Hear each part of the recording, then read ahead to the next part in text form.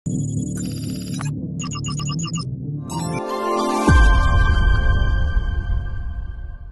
কোনো কন্টেন্ট আপনাকে কোনো ধরনের বাই সেল সিগন্যাল বা পরামর্শ প্রদান করবে না। এজন্য স্টক সাপোর্টের টিম আপনার কোনো ধরনের ফিনান্সিয়াল লসের জন্য লায়াবল না। ধন্যবাদ।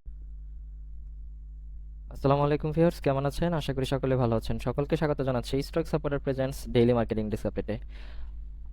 আজ 22 জুন 2026। আজকে মার্কেট 85.71 পয়েন্ট কমে 5554.18 এসে ক্লোজ হয়েছে, যার ভলিউম হয়েছে 28.71 ক্রোড়, ভ্যালু 876.07 ক্রোড় এবং ট্রেড হয়েছে 2,38,925টি। মার্কেট ট্রেন্ডে আজকে আপ ট্রেন্ডে আছে মাত্র 36টি স্টক, ডাউন ট্রেন্ডে আছে 319টি এবং নিউট্রাল আছে 34টি। Market sentiment neutral. Top stock gainer আছে first finance, PLFSL, Safko spinning, first finance, Bangladesh national insurance company. অন্যদিকে টপ স্টক লুজার আছে ডোমিনেস, তারপর আছে বেক্সিমকো, তারপর বিডি থাই, আইপিডিসি। আজকে টপ সেক্টর ওয়াই গেইনে আছে ইঞ্জিনিয়ারিং সেক্টরটি, এরপর আছে ফিনান্সিয়াল ইনস্টিটিউশনস। অন্যদিকে টপ সেক্টর ওয়াই ভ্যালুতে আছে ফার্মাসিউটিক্যালস অ্যান্ড কেমিক্যালস, ইঞ্জিনিয়ারিং। আজকে ব্লকে সবচেয়ে বেশি ট্রানজ্যাকশন হয়েছে ন্যাশনাল ব্যাংক লিমিটেড এই স্টকটির। চলুন আমরা সুপার চার্টসে চলে যাই। সুপার চ্যাটস আমাদের গতদিনের লেআউটটি লোড করা আছে অলরেডি। তো দেখুন, এইখানে আমরা দেখছি যে এই জায়গাটাতে যেখানে আমাদের বাধা পেয়েছিল, এই জায়গাটুকুতে বাধা পেয়েছিল বা সাপোর্ট নিয়েছিল, এই জায়গাটাতে একটা বাধা পেয়েছিল। আজকে কিন্তু সেই একই জায়গায় এসে মার্কেটে একটা বড় বিয়ারিশ ক্যান্ডেল যদিও তৈরি হয়েছে, পরবর্তী কিন্তু এই জায়গাতে এসেই সে কিন্তু ক্লোজ হয়েছে এবং মাঝখান দিয়ে কিন্তু একটু উপরের দিকে এখান থেকে সাপোর্ট নিয়ে একটু উপরের দিকে ওঠা ট্রাই করেছিল, তো পারেনি। এবং হচ্ছে আমি যদি দেখি ভলিউম কিন্তু গত দিনগুলোর তুলনায়, বা আমি যদি বলি মুভিং অ্যাভারেজের ভলিউমগুলো থেকে কিন্তু আজকে ভলিউমটা ছোট, তো এটাকে আমরা যদি কারেকশন হিসেবে কনসিডার করি তাহলে কিন্তু ভুল কিছু হবে না।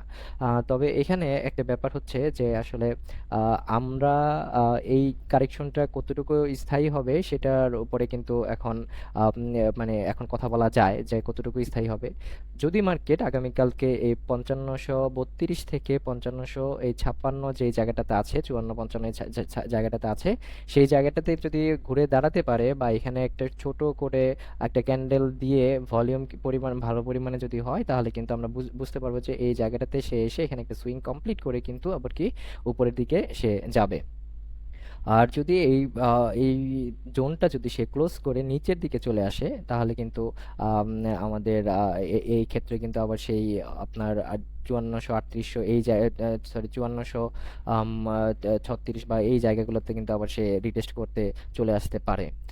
যেহেতু মুভিং এভারেজ 21 দিন 5474, তো আগামীকালকে কিন্তু যদি এই জায়গাটা থেকে এখানে আসে তাহলে কিন্তু একটা বড় ধরনের সাপোর্টের কিন্তু সে একটা জায়গা করতে পারে। এই হলো আমাদের ডিএসসি ইন্ডেক্স সম্পর্কে। আর আপনাদের রিকোয়েস্টেড স্টকটি যদি দেখি তাহলে হচ্ছে support summit alliance port limited, এটা একটু দেখি। আসলে আপনারা বেশ কয়েকদিন এটা নিয়ে আপনার রিকোয়েস্ট করেছেন, তো আমরা এটাকে যদি একটু আলোচনা করি, যে আসলে স্টকটি এই জায়গাটা থেকে ঘুরে এই জায়গাটাতে এসে আবার কিন্তু উপরের দিকে উঠেছে, হঠাৎ করে উপরের দিকে উঠেছে এবং সে একটা রিটেস্ট করতেছে। এটা আসলে রিটেস্ট হবে নাকি তির্যকভাবে নিচে চলে আসবে সেটা এখন হচ্ছে মুখ্য বিষয়। তবে এখানে আশার বাণীটা হচ্ছে আমাদের এই জায়গাটাতে, যেখানে আমি একটু এটা আঁকি, আম, এই জায়গাটা হচ্ছে একটা স্ট্রং আপনার সাপ্লাই জোন বা একটা রেজিস্ট্যান্স জোন। যদি এটাকে হিসাব করি তাহলে কিন্তু আজকে এই স্টকটি এই জায়গা থেকে নিচের দিকে গিয়ে কিন্তু আবার কিছু বায়ার্স পেয়ে কিন্তু আবার উপরের দিকে উঠেছে এবং সেক্ষেত্রে আজকে গত দিনগুলোর তুলনায় কিন্তু আজকে ভলিউমটা কিছুটা কম এবং এটা এখনো মুভিং অ্যাভারেজের উপরে আছে। তবে এই স্টক যখন এই রকম ধরনের ক্যান্ডেল আপনার রেজিস্ট্যান্স জোনের দিকে হয়, তাহলে তখন সেখানে বুঝতে হবে যে এইখান থেকে কিন্তু মার্কেট নিচের দিকে আসার কথা এবং এই জায়গাটাতে এটাই ছিল আমাদের একটা স্টপ লসের জায়গা। আর যদি এটা ক্লোজ দিত তাহলে কিন্তু আমাদের আবার নতুন করে এন্ট্রির জায়গা হতো।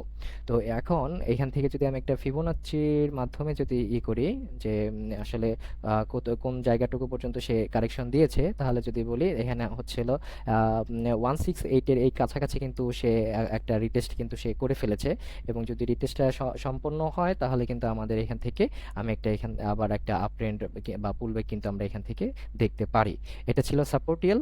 আরেকটা আপনাদের স্টক রিকোয়েস্ট আসছে সেটা হচ্ছে ডোমিনেস ডোমিনেজ ডোমিনেজ স্টিল। এখান থেকে যদি আমরা দেখি যে ডোমিনেজ স্টিল আপনার এই জায়গাটা থেকে গত 1 বছরের আগেই যদি আমরা জুলাই মাসেরটা দেখি যে তারও আগে যদি দেখি যে এখানে বেশ অনেক দিন যাবত আপনার এই জায়গাগুলোতে এসে কিন্তু অ্যাকুমুলেট করেছে। আসলে যে যখন অ্যাকুমুলেশনটা যায় জোনটা বা জায়গাটা যখন বেশি হয় তখন কিন্তু হচ্ছে যে এটার একটা আপট্রেন্ড যদি আসে তাহলে কিন্তু অনেকখানি আপট্রেন্ড হওয়ার সম্ভাবনা থাকে। সেই হিসেবে ডোমিনেজের আপনার বাইং পয়েন্ট ছিল এই জায়গাটাতে, সেটা হচ্ছে 13 আগস্ট 2025-এ। এরপরের থেকে কিন্তু এখানে এটা পুল ব্যাক করে করে এখানে দেখেন আমি যদি করি আপনার একদম তির্যকভাবে কিন্তু উঠেছে। এখানে আমরা দেখতে পাচ্ছি যে একদম তির্যকভাবে সে উঠেছে।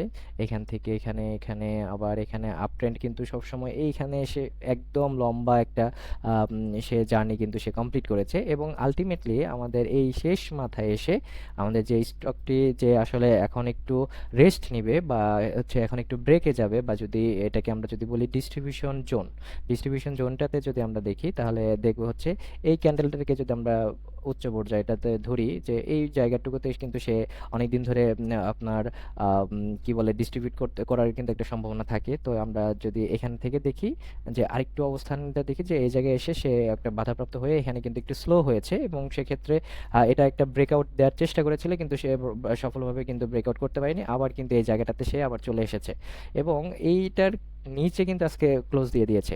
এবং আমি যদি বলি তাহলে এটা একটা কি হতে পারে, এটা একটা এমন হতে পারে যে সে এটা যেভাবে উঠেছে ঠিক সেভাবে কিন্তু আবার নিচের দিকে চলে আসতে পারে। যদি আপনাদের স্টকটি হোল্ডিংয়ে থাকে তাহলে অবশ্যই বলবো যে ক্যান্ডেলস্টিক দেখে আপনাদের ডিসিশনটা নিতে পারেন এবং সেক্ষেত্রে এই জায়গাটাতে 66 70 66 67 জায়গাটাতে সে একটু এসে কিন্তু আবার সে রেস্ট নিতে পারে। তো সেক্ষেত্রে প্রাইস এবং ক্যান্ডেলস্টিক দেখে কিন্তু আপনারা বাইং ডিসিশন বা সেল ডিসিশন কিন্তু আপনারা করতে পারেন। তো আজকে মার্কেটের আপডেট এই পর্যন্ত। আসসালামু আলাইকুম।